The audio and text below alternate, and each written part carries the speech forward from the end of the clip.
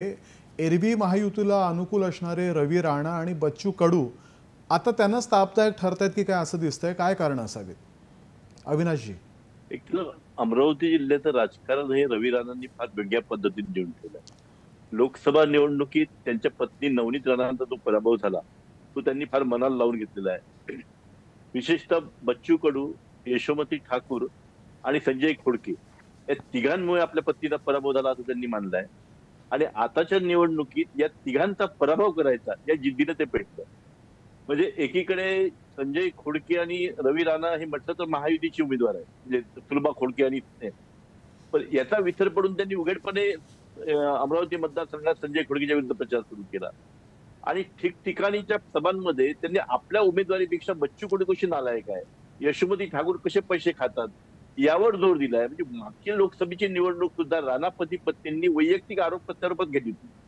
म्हणजे त्या निवडणुकीमध्ये वैयक्तिक आरोप प्रत्यारोप केल्यामुळे आपल्याला पराभवाचा सामना करावा लागला. आणि जिल्ह्यातले सगळे नेते एकीकडे आणि राणा दाम्पत्य एकीकडे, अशी स्थिती असताना सुद्धा त्या पराभवातून राणा दाम्पत्य काही शिकले नाही. आणि या निवडणुकीत सुद्धा ते तेच करत आहे. बडनेरा मतदारसंघात रवी राणाची स्थिती तशी मजबूत आहे. म्हणजे गेले 3 टर्म ते आमदार आहेत. आणि म्हणावं तसं समोर अधिकृत कुठला उमेदवार नाहीये. म्हणजे प्रीतिबंड या मागील मागील निवडणुकीत शिवसेनेच्या उमेदवार होत्या. यावेळेस शिवसेनेने अगदी नौखा उमेदवार दिला, सुनील खराटे.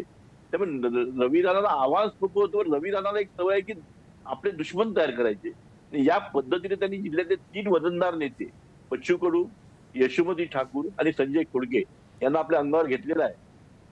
त्याचे रिपल्शन जे यायचे ते येत आहे. आणि अमरावती जिल्ह्यात सांगायचं तर 4 मतदारसंघात उघड उघड बंडखोरी झाली आहे. अमरावती, बडनेरा, दर्यापूर आणि वरुड. तर वरुड या मतदारसंघात तरी मैत्रीपूर्ण लढत म्हणते भाजप आणि राष्ट्रवादी काँग्रेस अजित पवार गट.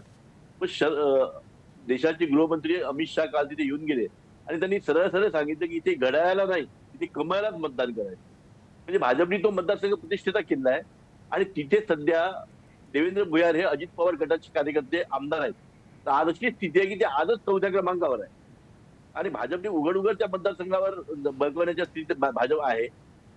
अशीच परिस्थिती इतर 3 मतदारसंघात आहे की त्या जे बंडखोर उभे आहेत त्याला भाजपचा पाठिंबा आहे की भाजप नावापुरतं त्यांच्या विरुद्ध कारवाई करते अशी स्थिती आहे.